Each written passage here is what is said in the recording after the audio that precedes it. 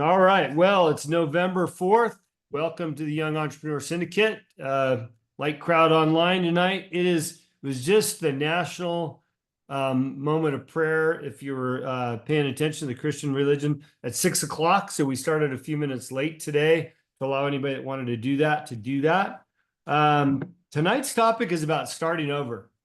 And before I get to that, it's kind of relevant tomorrow being probably the biggest election of all of United States history, I would say. Talking about starting over. We're definitely going to have a start over in one form or another. But, this election cycle has been a little bit interesting to me in a refreshing sort of way. And what that is, comparable to 2020 and 2016, is I really feel like people have gotten engaged this time. I really feel like on a national level, people have gotten engaged and have made their voices heard on one side or the other. And, that's how the country's supposed to work. We have a civic duty to be responsible to our neighbor, to our family, to our elected officials, to be involved. And I really hope that this sticks, that when we get past this election tomorrow, November 5th, 2024, and we have a transfer of power in January, that people stay involved and understand the consequences of not being involved. It just blows me away how little people know about our election process, about the bills that are on the ballot in your states and on a national level, and all the other important offices that are held and are elected that people know nothing about. And the reason why this is so top of mind is because I receive all the phone calls from people locally asking me who to vote for. What about this bill? What about that bill? What about this judge or that district court? Like, they are so naive to what's going on out there. And I don't think that I'm some major political scholar and know everything. I do happen to know most of the players with a relative small commitment of time. And Rod's on the call tonight. I know he's in the same boat. By showing up once in a while to a meeting, and in our case, we're conservatives, so we show up to the Republican meetings. They have them every Friday and then third Tuesday of the month, and they have them all the time. But you don't have to show up to all of them. Just show up once in a while, ask good questions, meet a few people, make some connections, so that as you want to learn more, you've got a little network of people. Yeah, so, I have an interesting take on that. Our town council almost closed. Yeah. What happened, Chris? They had nobody who wanted to join the town council. And we have a big legal bill, about 130 grand. We're trying to fight a development and whatnot. And they countersued us and we lost. And everybody seemed to panic and worry about liability. And I'm like, well, it's 130 grand. We have 600 homes in our community. It's $200 a household at the bare minimum, right? That's not including doing fundraising and everything else. And so I started the conversation, and then all of a sudden nobody was wanting to be on the council. So I placed myself on the council. Then there was other people. And then 2 days ago, there was 3 of us. And then all of a sudden there were 10 of us, and I wasn't planning on being a member. It's not like I really have time. And so I'm now a town council member. Well, congratulations. So I may not be here for 2 years, but at the time I'm here, at least I can keep it going. I mean, they've had it for 30 years, and I can't. People don't seem to understand that small voice helps protect our little community. That's right. So good job, Chris. Do your time, foster and bring somebody else through the ranks, and allow them to take your place when you're ready to be done. And that's the way it's supposed to work. So enough of my 5-minute rant on people being involved. And I really hope, again, that this sets the tone for people in the future to stay involved at all levels in politics. Okay, so hello, Jim. Good to see you. Hello. Again, the topic tonight is starting over. The first quote, I have this Grant Cardone 10X quotes sitting in my desk for reference most of the time. And first quote of the book is relevant. It says, starting from the bottom isn't a deficit, it's a gift. And to me, starting at the bottom is typically starting over. And I love how he places that. It's not a deficit, it's a gift. It's a gift. And I think if you have that mentality about starting over, you're already going to be in a better place. So, made a couple other quotes here that I'm going to speak on. And the first one was, nothing in the universe can stop you from letting go and starting over. Nothing in the universe can stop you from letting go and starting over. By the way, Abe Lincoln, he was a shopkeeper back in the day before he was a politician. He racked up $1,000 in debt. And by today's standards, that'd be well over $30,000. It took him 27 years to pay that debt back. Okay, Abe Lincoln. He ran for Congress. Speaking of elections, he didn't get elected for Congress. But what it did do is it gave him the grit to keep going and start over something new. And of course, you know how the story ends. Abraham Lincoln became one of our greatest presidents of all time. So good for him for starting over. I have a little bit of a starting over story.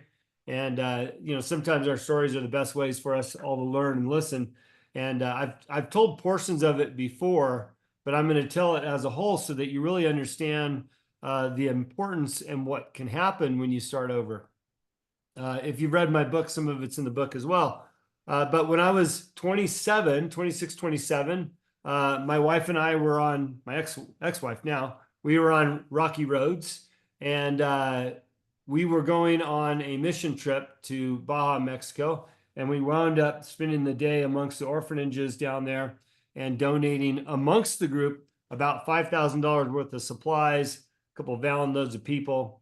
And when we got back home, we realized we had been living for all the wrong reasons, and made a plan to start over. We were living in Orange County, California at the time. Crystal attests to that area. It's all about, you know, consumer goods and having more than your neighbor and all those things, all the pretentious stuff that people do. And that's the life we were living. Now, when I say we were looking at starting over, we literally meant quitting our jobs. And for context, I was 26, 27. That year, my pay stub said $165,000. This was in the 90s. So that was quite a bit of money, especially at that age. My wife at the time was making about $70,000. So we're talking about over $200,000 worth of income walking away from to start over. And what that walkaway looked like, amongst a big family dispute about leaving the company that I was at, which was In-N-Out Burger. My brother was in a fast track to becoming the president. They thought I would eventually be the vice president. And by me leaving, it really caused a family rift. So much so that I did not talk to my family members for 2 years. And so our start over, what that looked like, was leaving Orange County, California, and going to Lake Tahoe.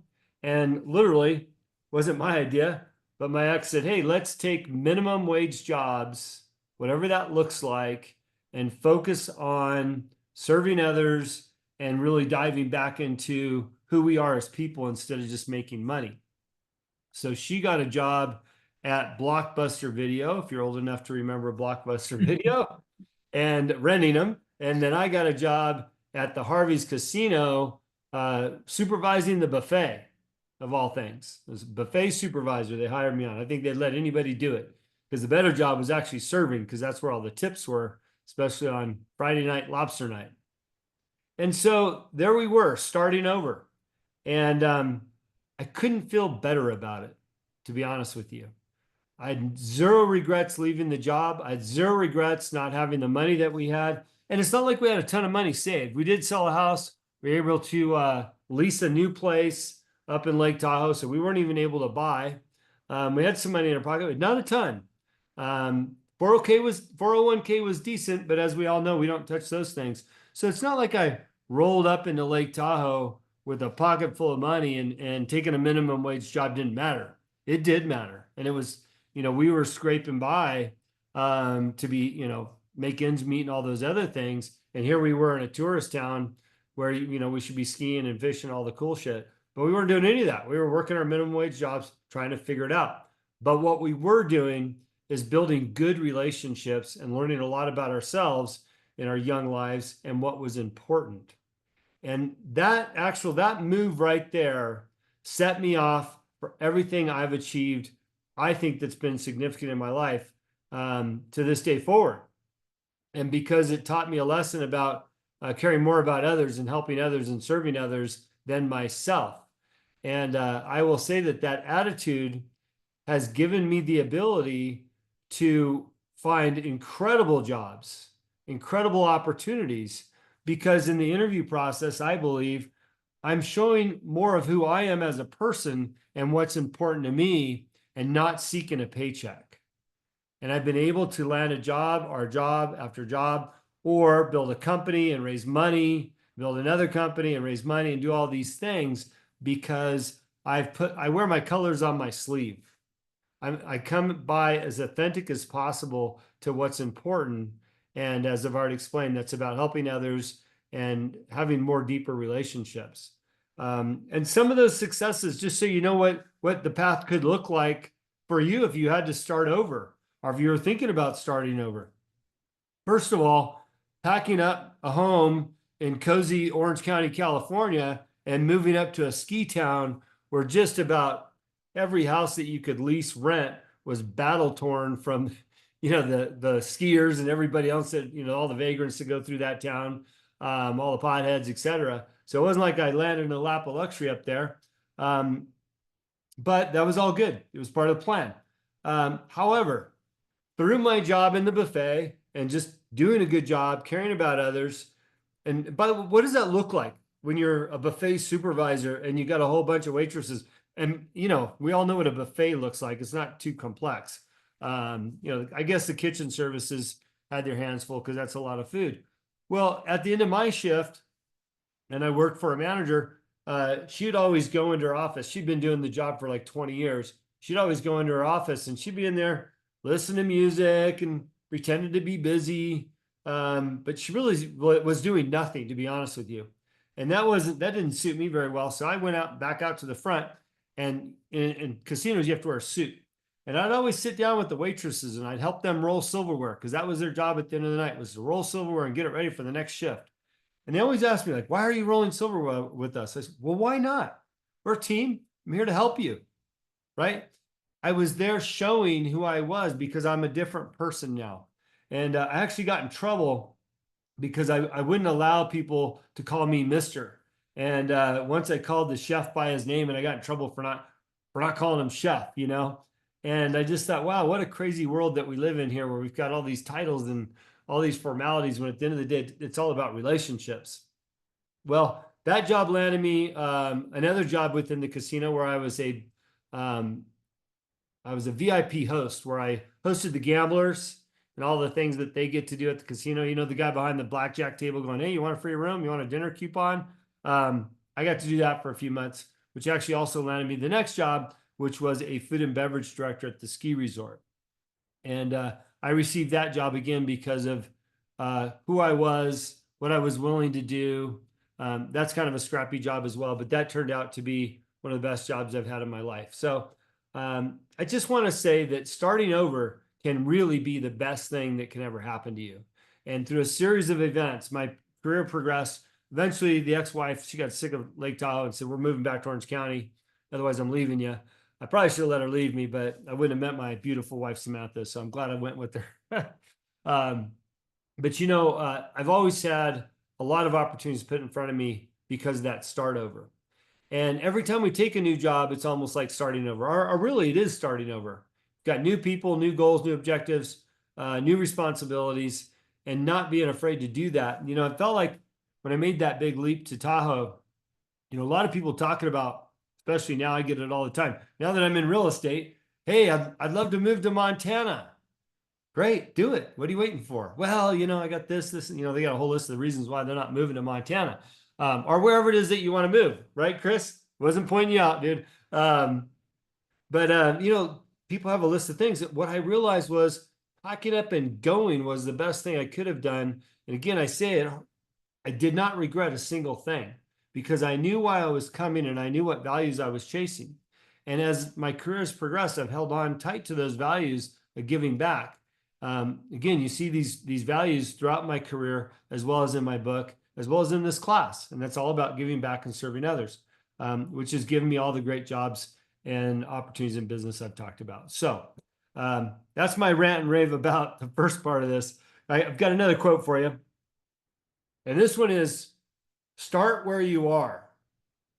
Start where you are. And I don't know where you're at right now in your life, in your career. If you want to share after I'm done, I'd love to hear where you're at. If you think that you're at a place where you need to restart or want to start over, or you're just getting started. Looked up people that started over, famous people or famous executives or people in business. Rod's brought up this person before. Colonel Sanders, Kentucky Fried Chicken, started at 65 years old. Now, what I didn't know, Rod, I don't know if you said this during your call, he was living in his car. And he had pitched his business plan to over 1,005 potential investors. And finally, somebody said yes to him. Living in his car, Colonel Sanders, and the rest is history. You know, the guy started where he was at, and he started from his car.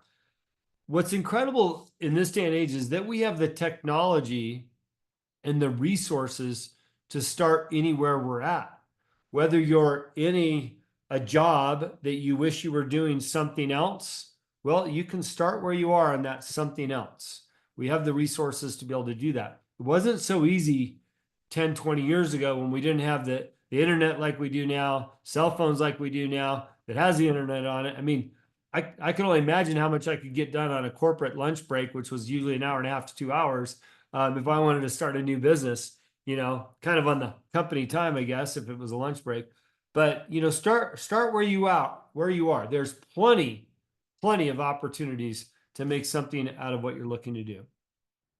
And then my final quote here is, every day is a fresh start and a blank canvas to paint on. And I love that one because I'm always looking at things that I can start new or ways that I can progress my business. And what I've realized is, and I posted this on the other day on my Instagram. You know, I've got a couple kids, and I was outside watching the kids playing with their friend, and just enjoying the time. They were actually sledding in the mud, and I was thinking, you know, everybody tells you time goes by fast, and this was probably like 1 o'clock in the afternoon. Most kids are in school, and everybody says time goes by fast, and I know that. And with every day of their lives, with intention, I've tried to spend as much time as I can with them, knowing that time goes by fast. And this is what I said in my post as well. Besides time goes by fast with kids, time also goes fast with business and health. You know, I was reminiscing at that moment. I felt like yesterday that I was racing the Spartan races, you know, easily running half marathons, full marathons, 30 plus miles, doing all the obstacles, traveling around the country, thinking, wow, that seems like it was yesterday. The reality is that was almost 5 years ago now. I still feel like I'm in pretty decent shape. I know I can't do half the things that, well, probably less than half the things I used to be able to do. But how fast my health and my fitness has dwindled down, even though it felt like yesterday in my mind, it's literally been almost 5 years. And when you think about that in business, what are all the things that you wish you had started and you haven't yet? And if you had started them, how far along could you be right now? How much could you have accomplished in the last month, 2 months, 6 months, year, 2 years, 5 years? What would that look like if you just did a little bit each day? And we've talked about, you know, eat an elephant one bite at a time. Well, this is how that works.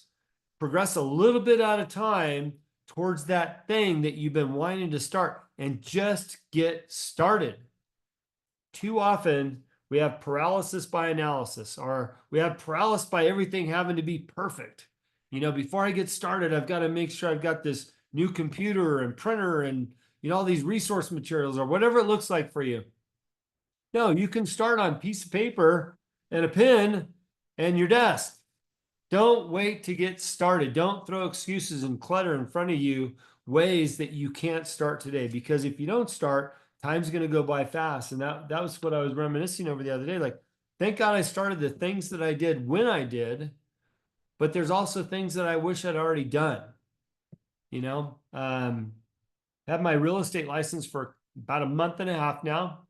I've got a plan. I started working the plan a month and a half ago, and that plan is by January 1st, all systems are go, because I've talked about, the work that you do 90 days, the work you do today, you'll see the results in 90 days. I plan on seeing some real results in January from the real estate work that I've been doing every single day, getting me a little bit closer to building that business, because by the time January hits, I'm off and running. I'm building up the leads. I'm building up the conversations. I started on day one.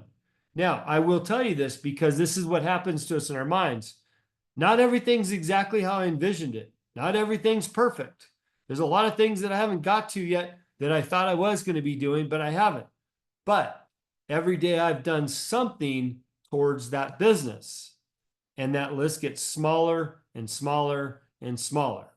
Now, as an example, I've been wanting to create some flyers to send out. It's really cool. I just love all the tools that I find in new businesses. Is if you're a member of the MLS, and we've all heard that term MLS, I could literally go in there and search homes $1 million to $2 million, Flathead County, West Side, 3+ bed, whatever the specs are. I can plug all that in, and it'll shoot out every address of those homeowners, how long they've owned that home. And I can send every single one of them a personalized letter, right? So one of the things I've been wanting to do is send out some flyers. Afterthought, I'm glad I didn't, because I've got so much junk mail from this election cycle. I can't even open my mailbox every day. But when I think in my mind, like, what are the things that I need to be doing? That's one of them. And you better bet that between, well, not tomorrow, but the next day, between the next November 6th and January 1st, I will have flyers sent out to the demographic and the area that I want to be pitching my business to, right? But all the other things have already started. So start now, because time goes by fast. You're going to look back and go, wow, I wish I would have started. The other thing that I started this last week is I really have let my fitness go. And, it's like I had a cold the last 5-7 days. And the last thing I want to do is work out or do anything, that seemed to be healthy. But each morning, got up last 5 days and got on the treadmill and walked for 20 minutes. Doesn't seem like a lot, but it's more than I've been doing the last 2 months, and I know it's going to get more and more and more. And then I'm going to work back towards where I want to be. Right. But you got to start, not keep putting it off. Because in my mind, it's like, I want to go downstairs to the gym. I want to crush it. I want to do this routine. I want to be eating healthy, all these things. But those things in my mind prevent me from just going downstairs and getting 20 minutes in and going, okay, well, at least I did something today. Right. So the point is, just start. I don't know why. I'm not a Harry Potter fan. There's probably other Harry Potter fans in this group. J.K. Rowling, I didn't know much about her story, but when you talk about every day could be a fresh start, a blank canvas to paint on, she in 1990 had this concept for Harry Potter and was going to begin writing the script. And then she got married. She had kids. Her mom died. Then she went through a divorce. Her whole world collapsed. So it wasn't until 1995 that she actually wrote the first book and went to try to get it published. And she actually went through 12 publishers, all rejected her and the book, until finally somebody said yes. Now, the cool thing about her is that she is the first billionaire author. Imagine that, the first billionaire author, because she decided to pick back up and start and push that out and not get frustrated with the 12 rejections that she received. Could you imagine? Could you imagine being the first billionaire author? Pretty amazing. Now, again, I'm not a fan of the books, but it doesn't mean 12 billion other people are, whatever the number is. So anyways, the point here is, don't be afraid to start, especially if you feel like you have to start over. There's plenty of opportunity within that. I wanted to be transparent with some of the things that I've started over on.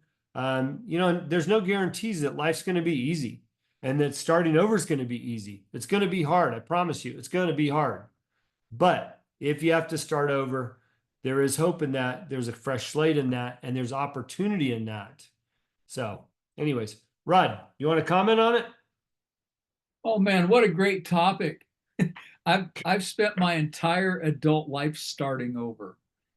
I was most of you know my story at least a little bit, and you went through yours, Jim. I won't go through mine, but I will say that my longest stint was 10 years. And staying with a business that was in retail, but I was also involved in a wholesale business, as well. So I had my fingers in other stuff, but my primary thing was 10 years. And then I was done. And then it was every 3 to 5 years. I'm talking major career shifts, right? Going from retail and wholesale to network marketing, and then into teaching school, and then into corporate management, just big shifts. So not even just little stuff, like sideways changes, but like Jim did when he got out of In-N-Out Burger, major shifts. And the last major shift was, it was like, I'm done working right now. I need to reset completely. And that's, I basically retired, but not old enough for Social Security, couldn't get into, 401k, just basically throwing myself out there saying, going to do something different. I'm going to write the book that I've had in my head for the last 3 years. I'm going to do that. So just being able to start over doing big career shifts allowed me to make probably the biggest career shift, which was absolutely no safety net, no next step, except I'm going to spend the time doing something that I just dreamed about. No income, we were comfortable enough to be able to, figure it out, right? So it's not like I was destitute or anything like that, but it made such a difference. And at this stage of my life, I needed something totally different again. And I don't think if I made those other start over moves, I ever would have had the strength or the courage to just give it up and go a whole different direction. And by doing that, it led to, political involvement, which was paid, paid political involvement with benefits. There was that. It allowed me to meet people like Jim Riley. And we connected on several levels. Our values aligned. We talked so much about that, and how that started new opportunities. So the starting over is probably one of the biggest things that I would attribute my not only success in each career, but my overall life success in, is the ability to take the risk to just start over. And I think sometimes the best thing that can happen to you is to get downsized or to get fired. Because I think all of us need to start over, which leads me to the one thing I will add to this, and that starting over is a mindset. Even if you have a business or a career, and I'm looking at you, Chris, on here tonight, you've already got a business, you've got inventory, you've got contacts, you've got all this stuff. But if you just said, okay, clean slate, I'm starting over tomorrow with this business, right? Think of how far ahead you are already. You've already got paid for inventory. You've already got all these connections. So just making a commitment to start over sometimes is all you need to start over. Even if you're in a regular, a job working for someone else. I hate to say regular. There's no such thing as a regular job. But if you're working for someone else in corporate America, having a mindset of, if this is your first day at work, how are you visualizing your job? How are you doing your job today? How could you do it better? How could your supervisors do a better job? How could the owners do a better job? And just starting over mentally every day and saying, this is fresh. I'm leaving all the crap from yesterday behind. And, Jim, on the last call with Rachel, you mentioned that too, certain things, when you take the wind out of the sails, it's like, if you start over, but the wind is, all the objections have already been met, all of the sales gimmicks have already been used, you use all that stuff up, and then you move forward, man, you're so far ahead. So I just encourage everybody, just do a mental reset with the start over.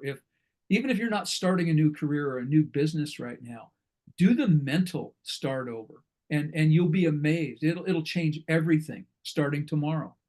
So I've got so much more, but I'm saving it for next week, because this ties into some other stuff that I'll be talking about next week. Right on. Thanks, Rod. I want to talk about finances for a minute and our mentality. I just wrapped up reading The 50th Law by Robert Greene, and it was in partnership with 50 Cent. There was some really good points in there. I wasn't a big fan of the writing style. I do like Robert Greene. The way that he chose to write the book, it seemed like each chapter was restarting where the last chapter started at. 50 Cent's life as a thug and being a gangster and all those things. But the book concluded, the last chapter was about how we look at death and how society, we've suppressed death in front of us, if you will. And what he was referring to, way back when we used to have to kill animals to survive. Chris, I know you still like to kill animals, more of a hobby, which is great. But back in the day, as families, we had to slaughter our pig or, our cow or whatever it was. And it was just part of everyday life to see animals die. And then also when family members passed away, typically we went to a celebration of life, and we were a part of that process. And the cemeteries were located next to the churches and they were prevalent in town, and death was just, something that we saw. Nowadays, it's so hidden. I can't remember the last time that I've seen somebody, not that they would promote it, but say, hey, we're doing a celebration of life, open casket, or all these things. Cemeteries are now hidden. More people are cremating, and, they're hiding death so much now, even our animals and all those other things, that they're taking the significance of death away. And what Robert was trying to say about that was, because it's so hidden, we become more fearful of our mortality and what that looks like. And the only mortality we do see is on TV shows and big screen movies, where it's so graphic and dramatic, we never envision ourselves dying that way. So even reinforces more so our fear of our own mortality. And why is he talking about this? Well, he's talking about it because if we live in fear of our mortality, we're always going to be that way, fearful of our death, instead of going, hey, and this is what 50 Cent did. He got shot. Most of us know the story. He got shot 9 times, 1 time through the face, and he survived. I don't know how. But his mentality in business was, I basically died, or I survived death. I'm not going to worry about dying in the future. I'm just going to do all the things that I want to do in business and life, and I'm going to succeed at them. Nobody's going to get in my way. And I think if we take a little bit of that perspective in our own lives as it relates to our businesses, and in tonight's discussion about starting over, but also into our finances, of what's important to us if we know we're going to die down the road at some point. Is it, and I pose this question to my wife, we've got a house with a ton of equity in it. Is that important to us? At the end of the day, if we have to sacrifice other things to maintain that equity, is it important? Because what if we both died tomorrow or next month or 5 years from now?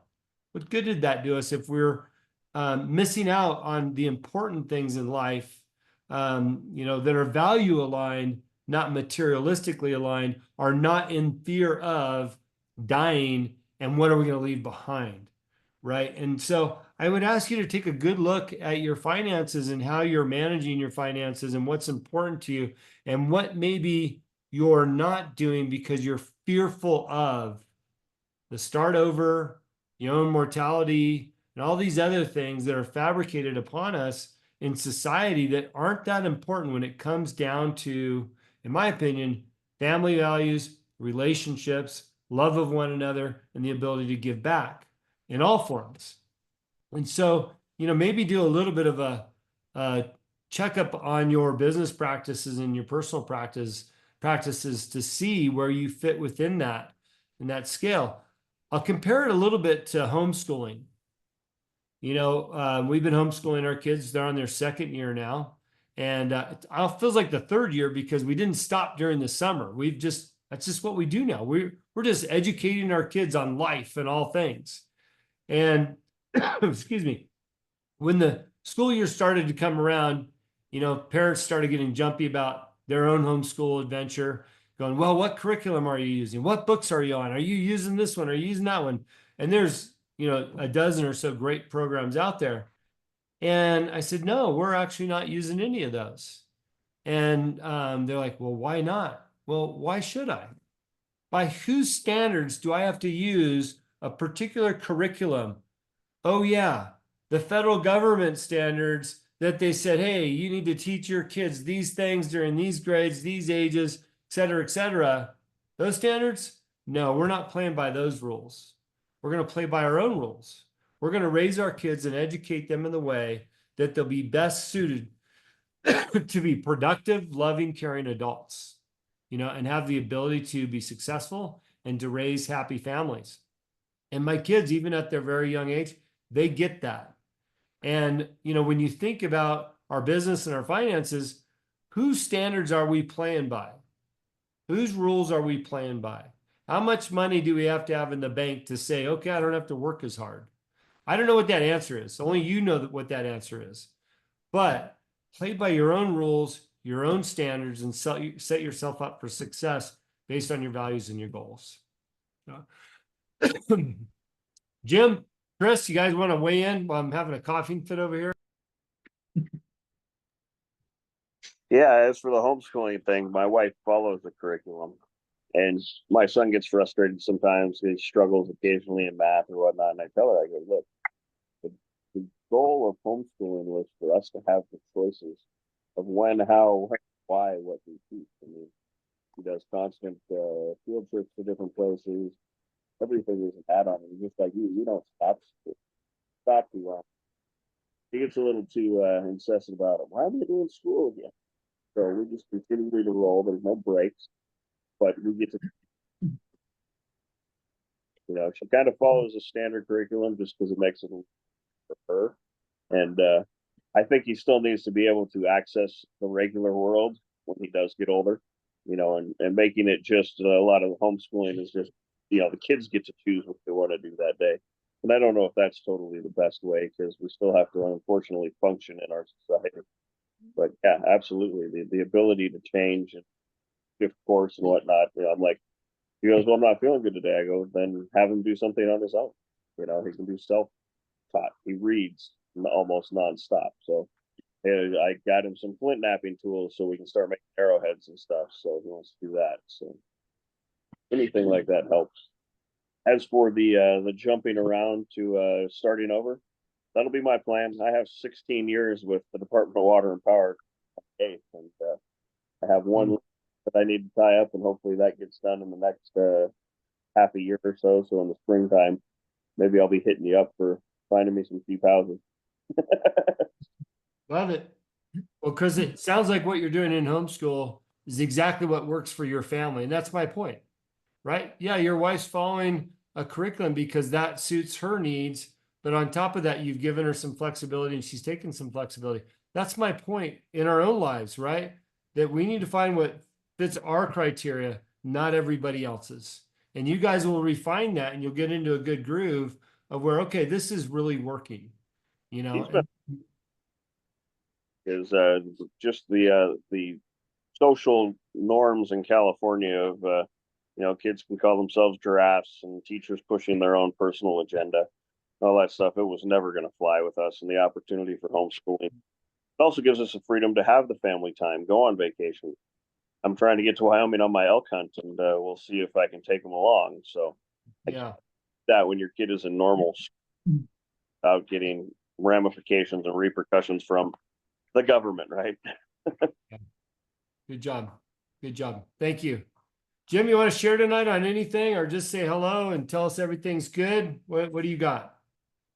It was interesting. While you were talking, I was thinking back about the last couple of years, and definitely when we first met, I was struggling at that last company. And I remember having a conversation with Rod where he asked, like, do you really love what you do? And my answer was no. And he's like, I think you kind of found your why you're struggling to be successful in that role. And looking back, I'm definitely glad I'm not there anymore. It wasn't an industry I wanted to be in. It wasn't the kind of work I wanted to be doing. The work that I'm doing now, I enjoy it. I like doing what I'm doing now. Is it everything I want? No. Is it providing, the salary, everything else I'm looking for? No. But it's providing, especially in this economy right now. I'm fortunate that it is a very stable position.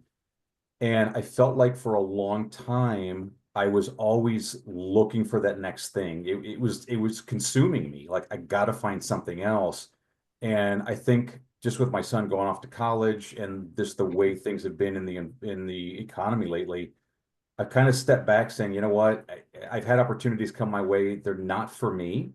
And instead of forcing them and trying to make things work and trying to do that next thing, I've kind of just taken a step back and said, you know what, it's not the right time. Let me just enjoy what I'm doing. And when a time is right, it'll come. And I believe that instead of trying to force it, I think right now the best thing for me is to enjoy what I'm doing, keep my family time going. I'm getting everything that I need.